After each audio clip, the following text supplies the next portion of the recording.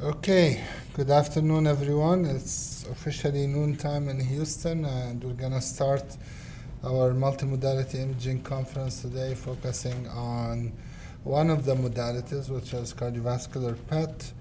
And I'm Mallah. I'm the director of cardiac PET here at Houston Methodist, and we're gonna talk about how do we make the PET images. So we're going to start from the scanner to the tracers we have, and then will cover additional information about the clinical applications we do in cardiac PET. All right, so let's start with the scanner itself. So as you know, in Houston we have few PET scanners on our campus. So they are different than the SPECT CTs that we have by multiple things. So SPECT CT is usually a dual head camera, the one that we have here, which rotate around the patient.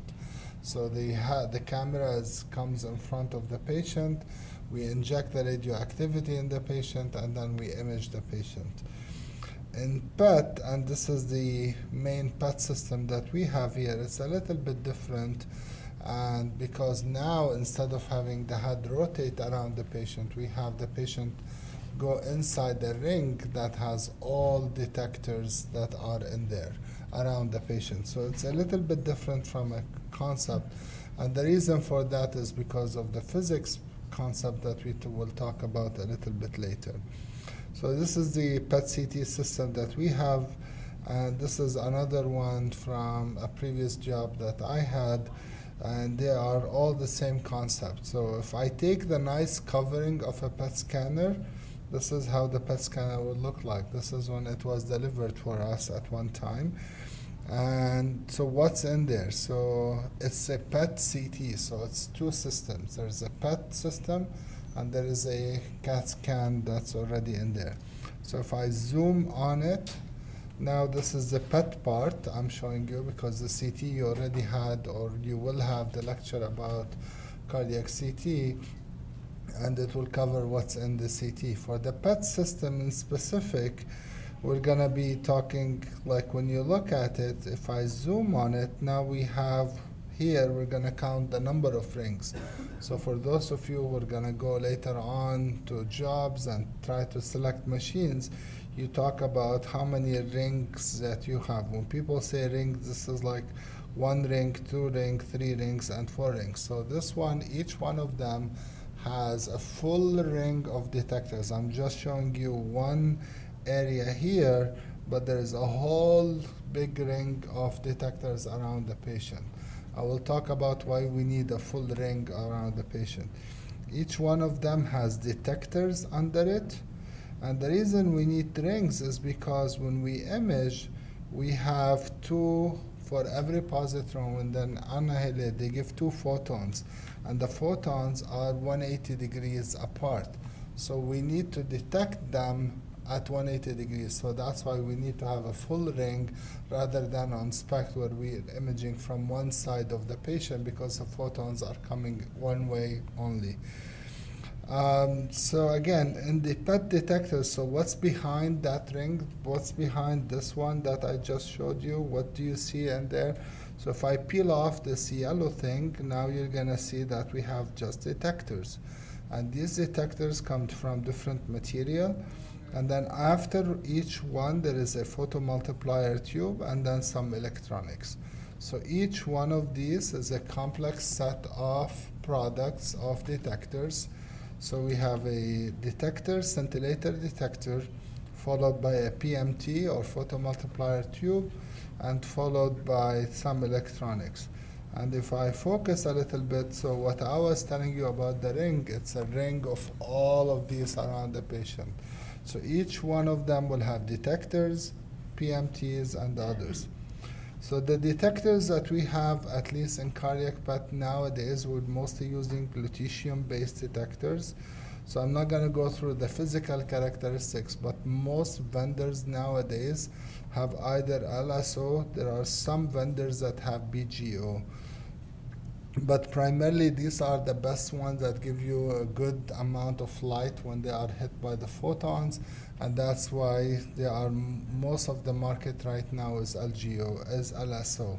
Sodium iodide is the detector that we mostly use in SPECT imaging. So these are the main detectors that we have right now. So when we put these detectors, they are usually made in factories. They have to be like within certain impurities and others so that they allow for enough light to come in. So once they put this detector, when a photon come and hit this detector, it's detected, and then it goes into something called photomultiplier. So it's exactly what the word means. We're trying to multiply that color or light that comes in from that specific photon. So if one photon hit the detector here, now it becomes a series of these anodes and cathodes that will give you this light becomes multiplied, and the signal is now amplified. So once we amplify that light, now it hits into some electronics, and then it gives you the electronic data goes out and become analyzed, and we generate the image. And I know Dr. Mamarian loves to talk about how we generate the images, so it's the same principles between SPECT and PET. But to sum up what we've spoken so far, when you put the patient in the scanner, you inject the radiotracer, a photon is going to come out on each side. That photon is going to go and hit the detector. The detector will give light. The light gets multiplied in the photomultiplier tube, and then from that photomultiplier tube, it goes to the electronics, and now it gives you the signal that becomes eventually reconstructed. Now, some older machines, some of them are still in use, but I'm just going to mention they had something in addition to that. They had lead septae in front of the detector. So you do not get just every light beam or every photon that comes and hit the detector. Only the ones that are directed toward the detector will come and hit it. And this is mainly to enhance the accuracy of where you are getting this. Nowadays, most vendors have moved to 3D. What does that mean? They took out these septae, so photons can come and hit the detector like this, they come like this, they come like this, and now they have so good electronics and computing power that they are able to differentiate which photon is coming this way, which was intended to hit that detector versus the one that's scatter or randoms, and then they get kind of taken out. So if you look, when we are doing, for example, a rubidium study, while they're acquiring, I urge the fellows, look in the computer. You'll see two curves. You see one which is called randoms and one which is true events. The true events are the ones that we're really careful about. The random events are the ones that are mostly noise. Before the advances in electronics, we could not easily separate them.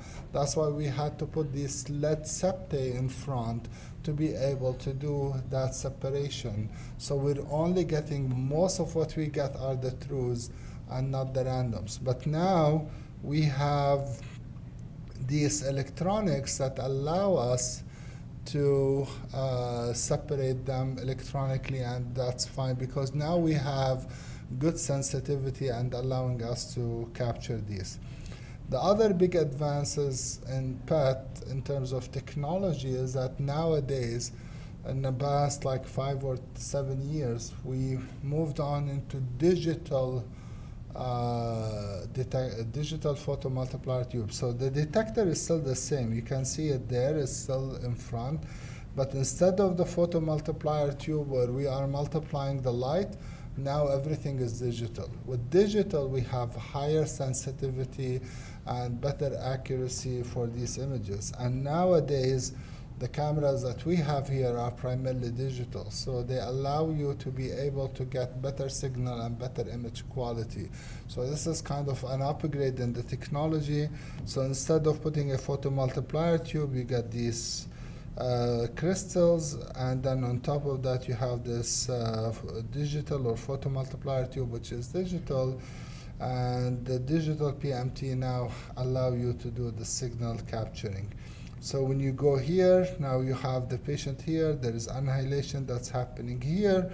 Now you get one photon going up, the other photon going down, and now they're hitting the detectors at the same time or within few nanoseconds, so you are able to detect them.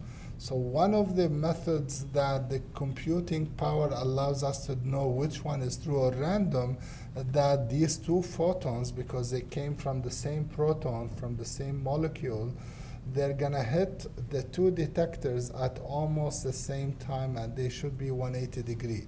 So that there is usually a buffer factor, which is called, like people refer to it as time of flight and other.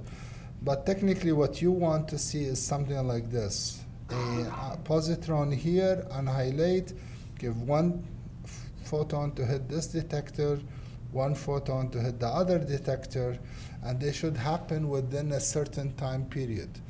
And that time period is a nanosecond. If it does not happen within that nanosecond, then the computer will say these are randoms, they are not what I want, and they are just noise, and it will throw that data out. If they happen within that time, then they can be they will be labeled as that. So the computer, I have the slides freezing. Hopefully they will move. Yeah. So the computer will have three types of events. So when you are by the scanner, you'll see it's either calling true or random. So the trues are the ones that are coming and hitting at both sides. You have scatter that sometimes could give you a pseudo-true, but they are hopefully less than what you want. And then the random is just, they randomly happen that to hit two photons at the same time, and this is all noise. But with the electronics and with these times, we should be able to differentiate the trues from scatters and randoms, and we are able to give a good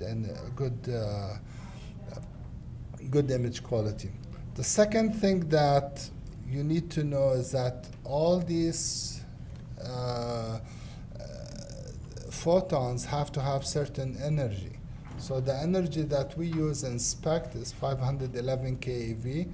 Usually because of some scatter, because of some changes, we get different energies, but usually the peak should be around that 511. We usually accept 10% plus or minus. That's why you have a window level that you have here to allow you to detect these keV, but usually our window is peaked around the 511, and that's why the energy is much higher compared to what we get, for example, from a SPECT tracer, which is at 140. So we have higher energy photons, and these are able to pass through. So if you have things that could give you artifact, in a sense, like if you have an obese patient, a lot of soft tissue, attenuation, breast implants, hardware, others, these photons are more likely to be able to pass compared to SPECT imaging, SPECT tracers. Now, one thing I want to also remind you is that when you are doing SPECT imaging, attenuation correction is a luxury. So it's good, it's promoted, we like it, we want to do it, but it's not 100% necessary. You can still get a diagnostic study in some patients without attenuation correction. With PET, it's different. With PET, attenuation correction is a must, because you're detecting two photons, they move through different layers of tissue, so you must do attenuation correction. So it's not an option. All the images that you guys see when we are reading cardiac PET are attenuation corrected compared to SPECT. The first set of images that are not attenuation corrected, we don't even look at them except in one or two circumstances. So how do we do attenuation correction? There are multiple ways to do that. The older way is to have a transmission source. So people used to draw, to try to understand how much exactly is the tissue that's passing through. So there used to be a source that's in front of the camera that's running around the patient. These scanners are not available as new. Some of them are still available in the used market, and this one is kind of an older way. So they use a germanium or sodium 22 sources that come, or cesium source that run around the patient, that give you a map to do attenuation correction. By far the most commonly used technology now to do attenuation correction is CT. And CT has a lot of advantages. As you know, we can look at structures and others, but it is a very robust and tested way to do attenuation correction. It does not add much radiation to the patient because we do very low dose radiation. So we're talking about radiation dose equivalent to 3-4 chest X-rays compared to what we do with other traces.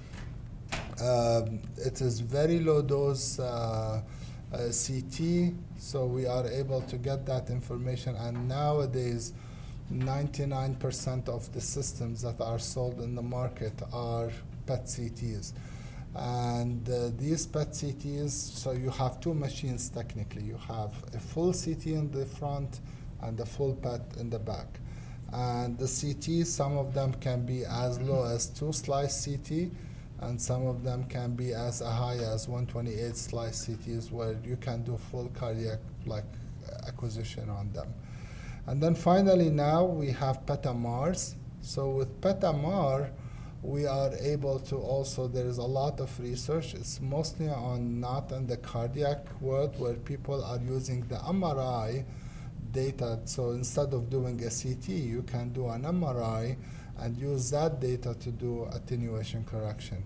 A lot of it is currently used not in cardiac, although there are a few sites that are using it specifically for cardiac and use the MR images to do attenuation correction. Now, whenever you do two kind of images, now because what I just told you, I want to do attenuation correction, so I acquire a PET image, I acquire a low-dose CT, and now I have to put them together. So technically, although it appears to be one machine, but technically it's two machines. You have a CT, you have a PET, you acquire the PET, you acquire the CT separately, and now I'm going to put these two images together. So whenever I put them together, obviously if the patient didn't move and the tech were cautious and they gave you good quality images, then you are able to get good quality imaging. But obviously, things are always easier said than done, and there are a lot of potential to introduce some artifacts and others. Some of these can be related to misregistration or breathing artifacts. So here's one example. If you look at it, it looks like as if the anterolateral segment is having a perfusion defect, so there is as if there is something abnormal there.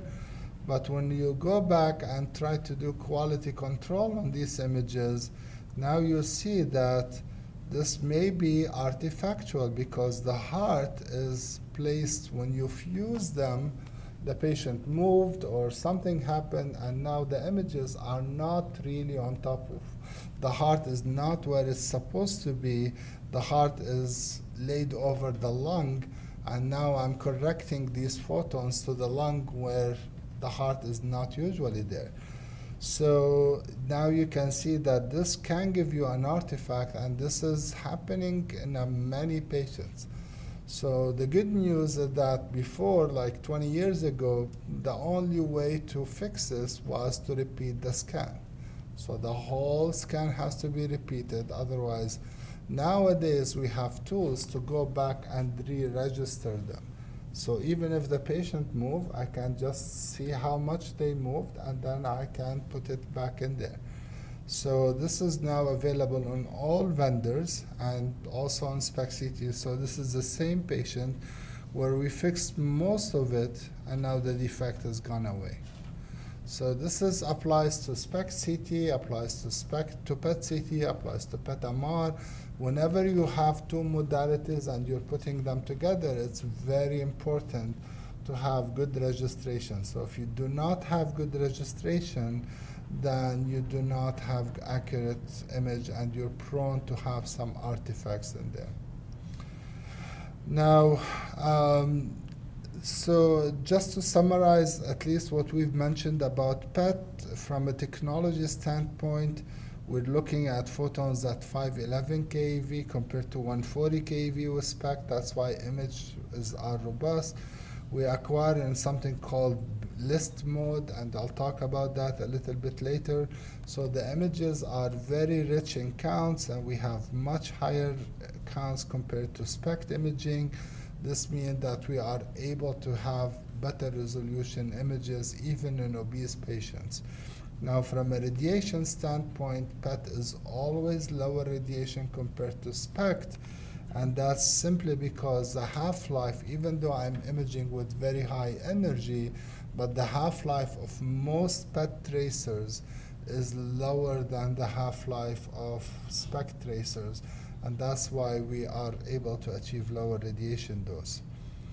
So these are the tracers that we have. So we talked about the machine, now we're going to talk about the material. So in SPECT we use technetium. Now we're going to be talking about PET radiotracers, and these PET radiotracers that we have, so we'll start with rubidium, which is the most commonly used in the US. And rubidium comes from a generator. So technically, you just buy a generator, and it stays in your lab for about 42 days. And every day you come just and milk it and get rubidium out of it. So the parent molecule there is strontium, and you just take it out. And rubidium is a potassium analog, so technically it tests the sodium-potassium ATP channel, so it gives you active uptake on live cells.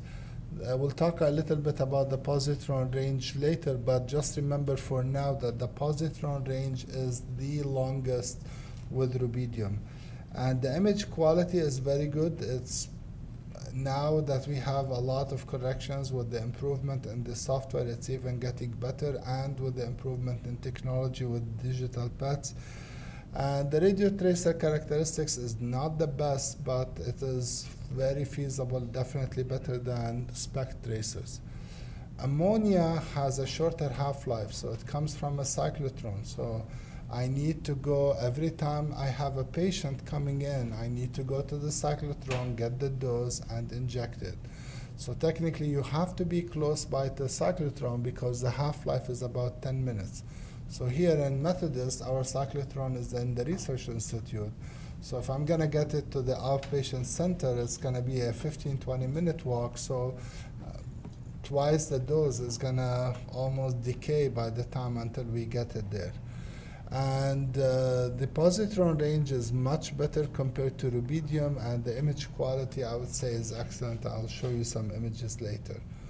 O15 water comes directly from the cyclotron, so technically you cannot do it unless you have a cyclotron next to your scanner. And because the half-life is about 2 minutes and it's water, so technically it diffuses in, diffuses out. It's not retained in the cells it's not retained in the myocytes. So it's easily diffusible. It has good positron range, but the main issue is that since it's not retained, you cannot get good image quality in terms of like what we are used to get with SPECT images or PET images. I will talk about flurpiridaz. This is the newest agent, F18, and this one, because it has longer half-life of almost 2 hours, now you can just you don't need to be close to a cyclotron. You can just buy it, or in some places they can even fly it to you, and you can just get unit doses. So because it's a longer half-life, and this is the only agent that I would say can reliably do exercise if you're planning to do exercise, because it has longer half-life. You can exercise the patient and then put them on the machine and image them. So in terms of uptake, I would say that O15 water is the most linear tracer, because it's water, so it diffuses in, so the diffusion is 100%. So when you inject it, it will just go inside the myocyte and wash out. So diffuse in and out. But this will make it a perfect radiotracer for flow, because the relation is linear. So even if there is minor reduction in blood flow, you should be able to detect it. While with other tracers like flurpiridaz and ammonia and rubidium, there is something called roll-off phenomena, which means that flurpiridaz doesn't have as much, because it's almost, its uptake, its linearity, it's about 90% or so. But with rubidium, for example, there is roll-off phenomena at higher flow.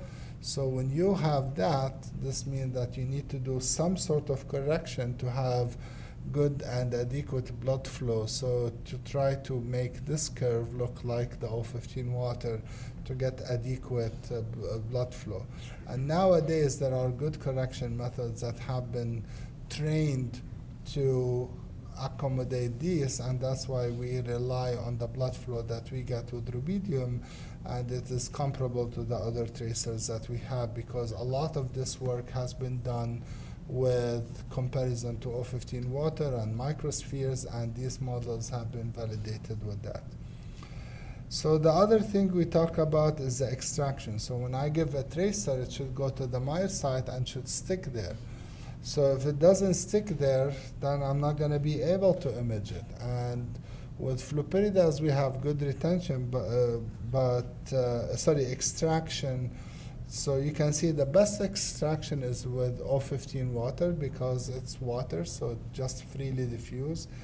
Flurpiridaz is the closest to water. Rubidium is not your best in terms of extraction. So there will be a lot of correction required to kind of simulate what you have there. The second thing I want to talk about is the positron range, because it has a lot of impact on the image quality. So when you inject the radiotracer to the patient, it gives a positron. This positron is going to be high energy or low energy depending on the tracer, and then it will move a distance before it annihilate and give these two photons that we detect by the machine. This distance that it moves before we take that image is something called the positron range. So the higher the energy the positron, it's not a good sign, because now it moves a little bit from the point of annihilation. With our electronics, we technically are detecting this point, when in reality, this positron is coming from this point. That's why the rubidium images, because they have so much annihilation, you can see if you put one drop, the lowest positron range is with F18, so you can see it's like you're very sharp where you're measuring it.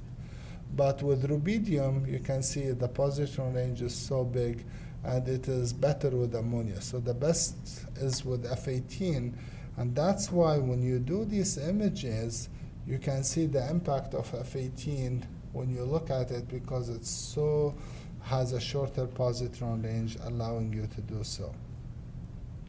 So we talked about O15 water. It's the ideal flow tracer. It has a half-life of 120 seconds, but you can only do it if you have a cyclotron next to your machine. And as I said, it is very freely diffusible in and out, so you're not going to get a good image quality. But nowadays, with AI and others, there are companies that are able to kind of generate some of these images and using some of the first pass data. So there are now tools to allow you to get images like this. These are not yet FDA approved. They are currently being tested in randomized clinical trials, and hopefully this will allow us to be able to utilize some of these images to allow us to interpret O15 water images. But until now, most of the data that you get with other software, O15 water is, as a whole tracer, is not yet FDA approved. It's used mostly in Europe in some centers, and they mostly rely on flow. This software hopefully will allow you to be able to look at some of the images. In the US, we said N13 ammonia. Some sites use it. It's mostly in Houston, but they need to have a cyclotron in the vicinity. There are some solutions that allow you to be able to do that. So if you now there are something called like a mini cyclotron. So you can have like a smaller one, and some sites are using it. It's FDA approved, so you'll have it in the room next door. So if you have, and this will only give you ammonia. So like UPMC and other hospitals are using this, and they can do ammonia without having a major cyclotron that gives you a big image. So if you want to compare the impact of positron range on image quality, this is the same patient. And this patient actually was imaged with rubidium and imaged with N13 ammonia. So you can see that the walls look a little bit thinner compared to what you get with O15 water, with rubidium. But one of the things I want to show you here is that with N13 ammonia, for reasons we are not fully understood, you get usually a inferolateral defect. So it's mostly fixed, and sometimes we do get this basal inferolateral defect that is seen mostly with N13 ammonia. Usually it has a good flow with it. The tracer that we use here mostly is rubidium. We get a generator every 7 weeks, and the half-life is about 75 seconds. And these are the doses that you can inject. So we have actually a digital PET scanner, so we inject lower doses, but other places, if you do not have the scanner, depending on the type of the scanner, to be able to inject more. And then we usually inject it over 30 seconds, and this is how the injection system look like. These come from 2 different companies. And what you get every 7 weeks is this smaller one, the generator. The injection system, you have it there all the time. The generator is the one that you get every 7 weeks, and you change it and do the QC. And then finally, the F18 tracers. Now you can see this is the same patient, but now I'm showing you rubidium on top, and then the F18, and you can see the impact of the positron range here. And with the positron range, because the images are high resolution, now you are able to see more details of the myocardium, like the papillary muscle, which we traditionally have not been able to see with with other tracers. You can see here with rubidium, we're not able to see them, but with F18 tracers, we are able to see them more often. And we all talk about flurpiridaz, but technically there are 3 other tracers, 3 F18 tracers. There is one tracer from China, which is currently, they've completed and published phase 1 and phase 2 trial, and now they're doing the phase 3. There is another one from Poland called Synectic, coming from Synectic. And this one, these are some of the images with that, from that trial. And they are able to also do a unit dose. So technically, all you do is once this become available, you put an order, you say, I have a patient coming in at 11, I want to do a rest stress study. So they send you 2 syringes, one for rest, one for stress, and then you just go ahead and do that and be able to show the results, to get the results. And then the one that we are using here is flurpiridaz, which was recently approved, and this one is done primarily as a unit dose. You can inject the stress and rest, and this was tested in the Aurora trial, which showed that it was superior to SPECT. So you can see it met it had higher sensitivity compared to SPECT, but the specificity obviously was interpreted without looking at multiple other parameters we look at in daily practice. So there was no flow, no EKG data, no calcium. So they just look at static and gated images, so that's why they had lower specificity. So this kind of agent, you can, just as we said, get a unit dose. You have high image resolution. The radiation exposure is still lower than SPECT imaging. You can do exercise. The defect resolution is high, and you can potentially get peak exercise function and MBF quantification. And this was just approved less than a year ago, and we started to become marketed here. So any questions about the tracers? So now in the US we have 3 options. In Europe they have potentially 3 plus or minus 1. Some of the sites are doing O15 water. And with all of these, with cardiac PET, we have multiple protocols. So we do not just one procedure.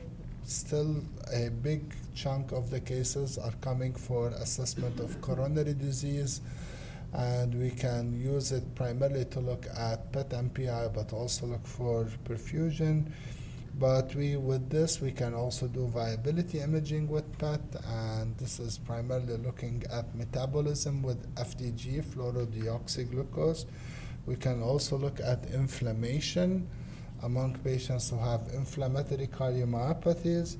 We can also look at endocarditis and infection imaging among patients where echocardiography and other testing is still inconclusive.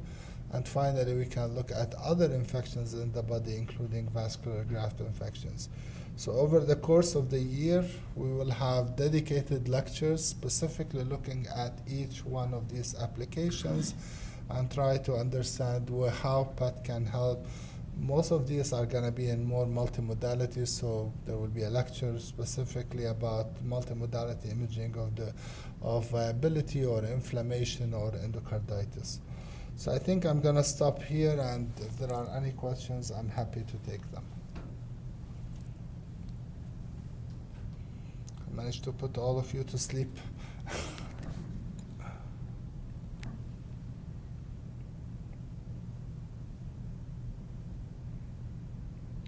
Any questions? None? All clear? All right. So